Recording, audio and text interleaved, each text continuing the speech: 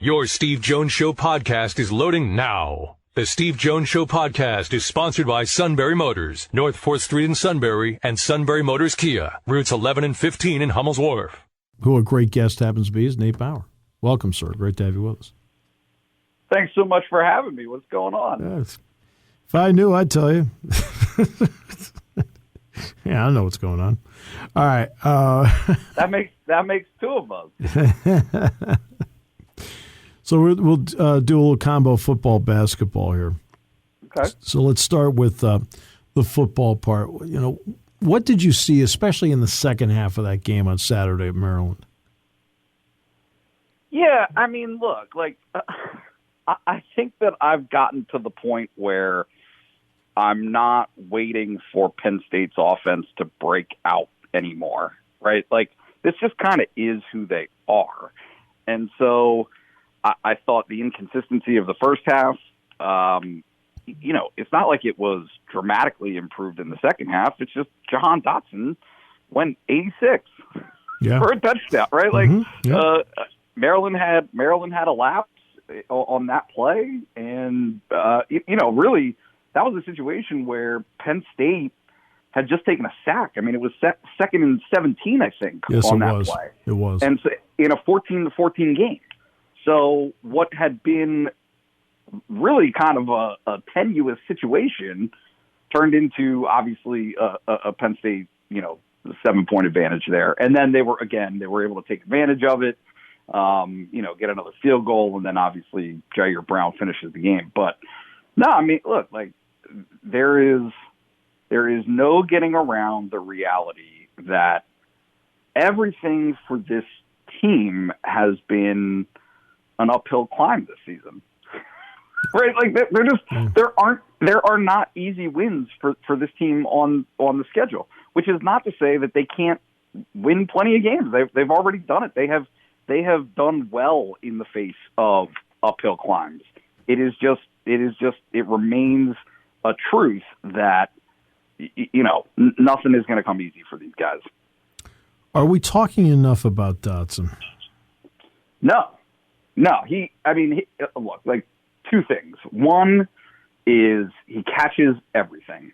Mm-hmm. That is, to me, the most underappreciated aspect of his game is that if it's in the vicinity, he's coming down with it. Like he doesn't have drops. Right. The ball doesn't hit him, right? Which is not something that you can say about everybody. So that's a huge thing. But then the second thing, and this is what really kind of stood out to me, is I saw, and I don't know what you saw, because the television replay did not show it to me, but on the 86-yard touchdown, I saw a burst of speed right around midfield that I had not seen from him before. Right, like I thought. Yeah, and see what happens is when he hit midfield, that burst, because he's in the 4.3s now when he runs, but he had a burst, and that helped set up the block that Theo Johnson made. Correct. He should have been tackled on that play. He should not have been able to take it distance, and so that to me was yet another indication of how he has actually developed.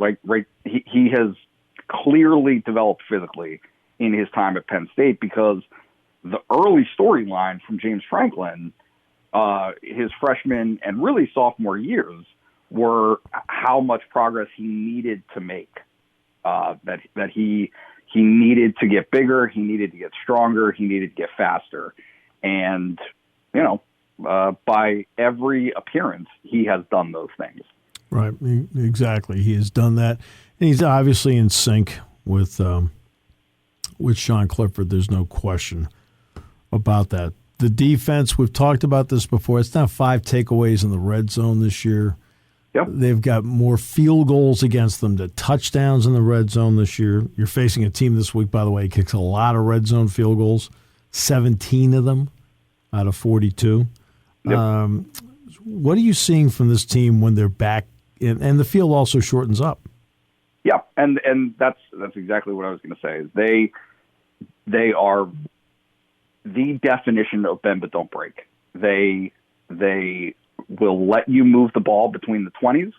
They are not going to let anything get behind them. I mean, I really cannot think of, other than maybe a garbage time touchdown here or there, but I cannot think of many long touchdown passes, right, against this that have gone for a touchdown.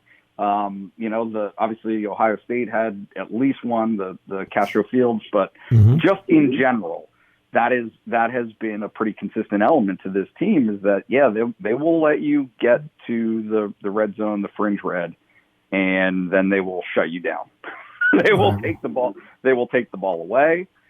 They limit your options, and I mean, look, it's not a coincidence at this point. The sample size is very much large enough to understand that that's kind of who and what these guys are. All right, so Michigan comes in here. We don't know who for Michigan's coming in here because they had a few guys go out of their last game with Indiana. Yep. When you've watched Michigan this year, what have you thought? Yeah, I mean, my question is always about the quarterback.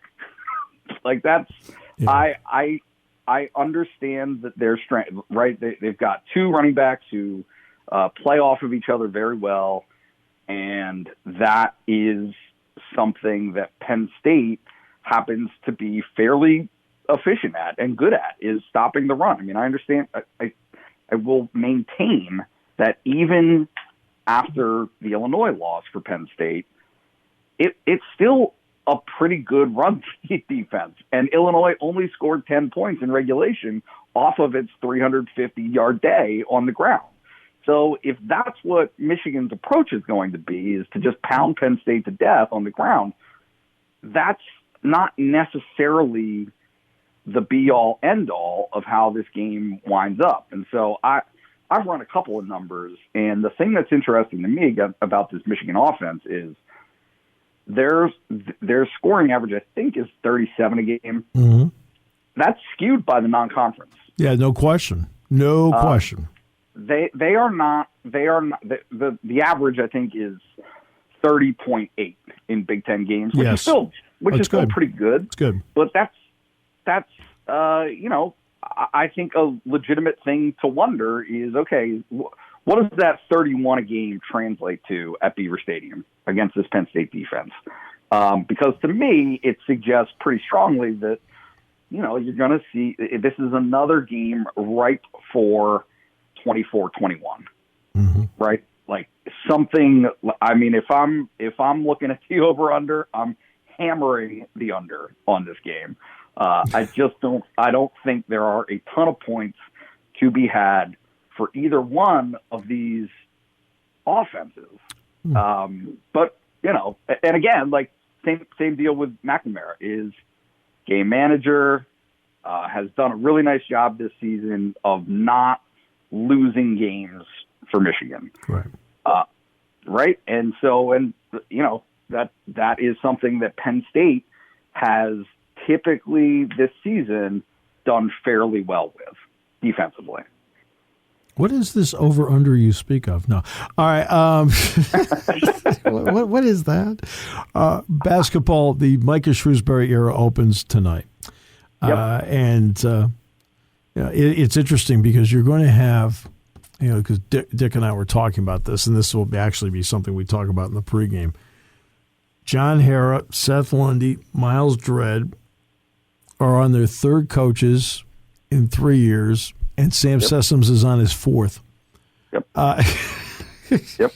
And they have all hung in there and stayed, and I think there's something to be said for that. Yeah, no question. I mean, certainly John had options. Miles, I never got the sense that Miles looked around. Yeah, I didn't get that sense either. No. Yeah, Sam is a guy, right? Like he had just transferred, so to transfer again, I don't think. Yeah. But your point is well taken. I mean, I think certainly this is a. I'm just trying to be realistic with people about what this team is, because I think there are some exciting pieces for people that have intrigue. Yeah. Right. Like, I mean, Jalen Pickett is a good basketball player. That's a big addition for Penn State. Yep. But there are some limitations in the roster. Greg Lee being hurt for this game and to start the season does not help Penn State. No. That is a major issue. No given the fact, right? Like John Herrick can play 24 minutes a game. So you got to figure out what to do with those other 16 in terms of a big body. If there's a time for it, the beginning of the season is it. Right?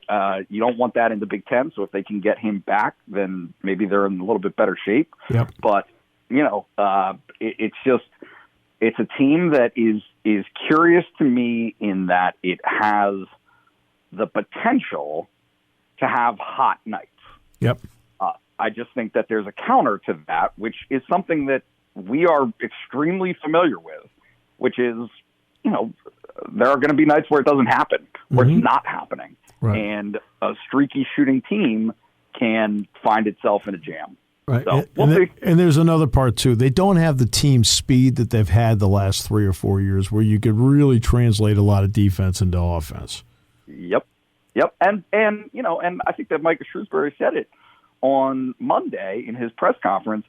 They're not trying to do that. Exactly. No. And part of this is, look, with Greg not there, they have to protect John.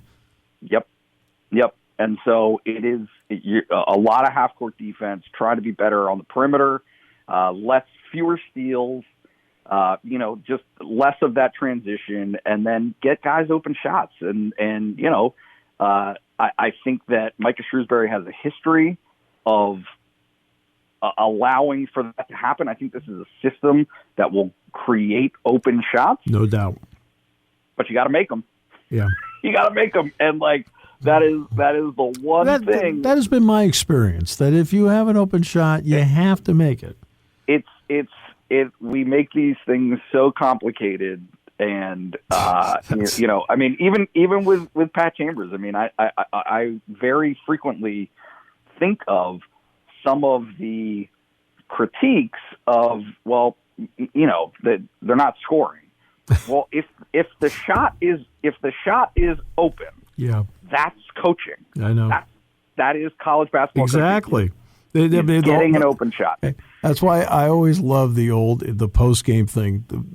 The person that tries to be the brains of the tailgate will then start talking about scheme, and they have no idea what the scheme is. It's like, okay, there you go. It's a scheme. Yep. Okay. Well, let's get a whiteboard here. Why don't you show me what the scheme is? Yep. I'm going to get a beverage. My friend, always a pleasure. You know that. I'll see you tonight. I'm looking forward to seeing you tonight. Yeah, this is it. It will be good to be back in the Bryce Jordan Center. Last year was a slog. I know. I'm looking forward to it. It's always great to see as many human beings as possible out there. Believe me. Yeah, no doubt. I thought I was the issue. I said, I've cleared out stadiums and arenas all over the country here. I got to the point. It wasn't you. I thought I was getting to the point where I thought it was. And you know what? Jack and Dick never countered that. All right. So. Well, allow me to be the nice guy. That's right. Not you.